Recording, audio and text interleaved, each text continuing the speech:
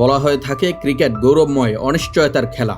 তা যদি আবার হয় টেস্ট ক্রিকেট, তাহলে তো আর কথাই নেই, রোমাঞ্চ যেন লুকিয়ে থাকে প্রতি বলে প্রতি ইনিংসে।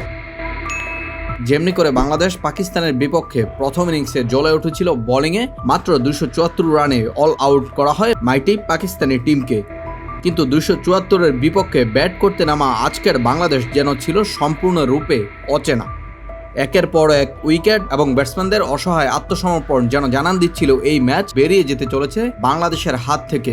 অবস্থা এতটাই বেগতিক যে প্রথম 6 ব্যাটসম্যানের ফিগার দাঁড়ায় এমন 10-1-4-1-3-2। 26 রানের বিনিময়ে বাংলাদেশের 6 ব্যাটার যখন প্যাভিলিয়নে ফিরে যান, তখন বাংলাদেশের সামনে হাতছানি ছিল লজ্জাজনক ফলোয়ানে পড়ার। দলের প্রয়োজনে লিটন কুমার দাস আরও একবার প্রমাণ করলেন তিনি ফুরিয়ে যাননি, তিনি এখনো আছেন বাংলাকে সেভ করার জন্য ক্রাইসিস মোমেন্টে। সেই সাথে বর্তমান সময়ের অন্যতম অলরাউন্ডার যাকে বলা হয় সাকিবের পরবর্তী ভার্সন মেহেদী হাসান মিরাজ, তিনি এবং লিটন কুমার দাস দুজন মিলে দলের জন্য করেন অনবদ্য 165 রানের একটি দুর্দান্ত পার্টনারশিপ।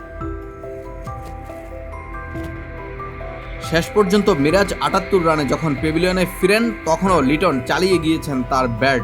138 রানে লিটনের ইনিংস শেষ হয় এবং বাংলাদেশের ইনিংস শেষ হয় সর্বমোট 262 রানে।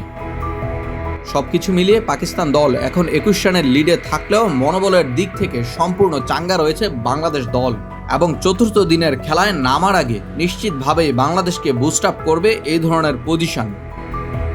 সব ধরনের ক্যালকুলেশন একসাথে মিলিয়ে বলা যেতেই পারে এই ম্যাচ এখন পুরোপুরি বাংলাদেশের দখলে, যদি খুব বেশি ভুল বাংলাদেশি ব্যাটাররা ফোর্থ ইনিংসে না করে থাকেন এবং চতুর্থ দিনের শুরুতে বাংলাদেশি বোলাররা যদি ডমিনেন্ট করতে পারেন পাকিস্তানি ব্যাটারদের উপর, তাহলে নিশ্চিতভাবেই আরও একটি জয় অপেক্ষা করছে বাংলাদেশ দলের জন্য।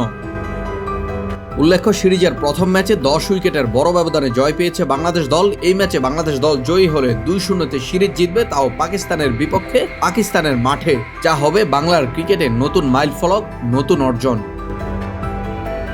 নীরব স্পোর্টস সোলো।